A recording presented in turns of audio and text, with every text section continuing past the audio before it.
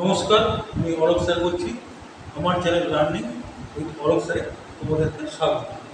আজকে তোমাদেরকে বোঝাচ্ছি অক্সিডাইজেশন এজেন্ট বা বিজারক বা জারক জারক পদার্থ। তাই জারক পদার্থ বলতে কী বোঝায়? তোমাকে তো জারণ বুঝিয়েছিলাম, তার মানে জারণ যে করে দিচ্ছে সেই সব পদার্থগুলো আছে।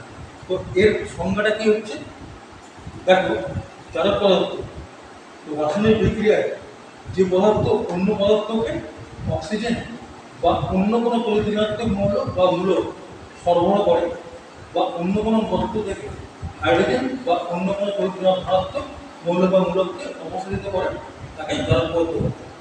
অর্থাৎ তোমাকে জানতে হবে যে একটা ধনাত্মক আর ঋণাত্মকের পার্থক্য রয়েছে। তোমাকে বলেছিলাম, যাই হোক আজকেও আবার বলছি, মানে যে যে কোনো পরমাণু তার সুস্থিত অবস্থা থাকার জন্য তার বাইরের পক্ষে আটটা ইলেকট্রন চাই। তো এইবারে যদি কম থাকে তবে সে নেবে, বেশি থাকলে দিয়ে দেবে।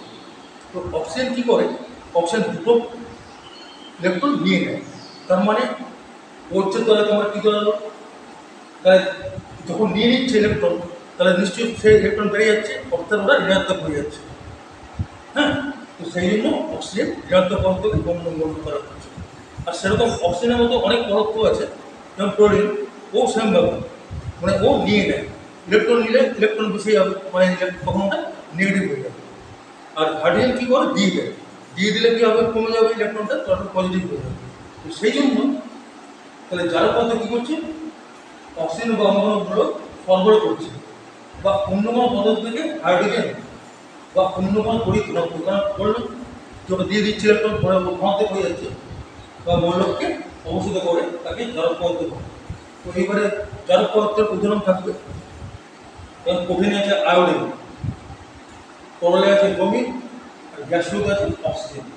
তো এইবারে তুমি তাহলে বিজারক পদার্থ যে তোমাকে করতে হয়, মানে রিডিউসিং এজেন্ট, তার ঠিক উল্টোটা লিখে দেবে, তাহলেই তোমার বেশি হবে। সেই জন্য তোমাকে লিখলাম না।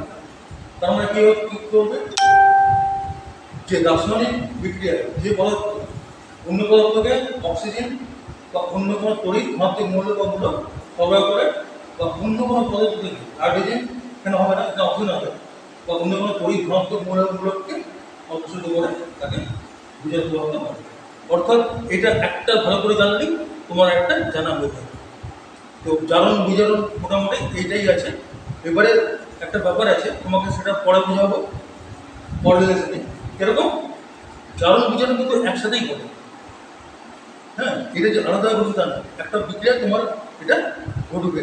এবং এটাকে একটুখানি ভালোভাবে বোঝানোর জন্য তোমাকে আগামীবারে তোমাকে ওইটা বোঝাবো। তো মোটামুটি এটাই জারণ বিজারণের শেষ। তো জারণ বিজারণ করতে গেলে এইগুলোই তোমাকে জানতে হবে, এবং জানতে হবে যে কোনগুলো নেগেটিভ কোনগুলো পজিটিভ, অর্থাৎ অক্সিজেন কোন নেগেটিভ করলো, সেরকম কতগুলো তুমি বই থেকে দেখে নেবে। তাই ভালো কথা, তোমাদেরকে ভালোভাবে বলছি, এটা কিন্তু তোমরা আজকে ভালোভাবে প্র্যাকটিস করো। তোমরা যদি ভালোভাবে প্র্যাকটিস না করো, তোমাদেরকে বারবার বলছি, ভুলে যাবে, এবং সেই জিনিসটা কোনো লাভ হবে না। অর্থাৎ তুমি যদি ভালোভাবে প্র্যাকটিস না করো, 7-8 দিন পরেই তোমার মন থেকে চলে যাবে। তো এই জন্য তোমাকে বারবার বলে প্র্যাকটিস করো। তুমি যদি একবার প্র্যাকটিস করো, তাহলে তোমাদের অনেক দিন মনে থাকবে। ঠিক আছে, আজকে এই পর্যন্ত। নমস্কার।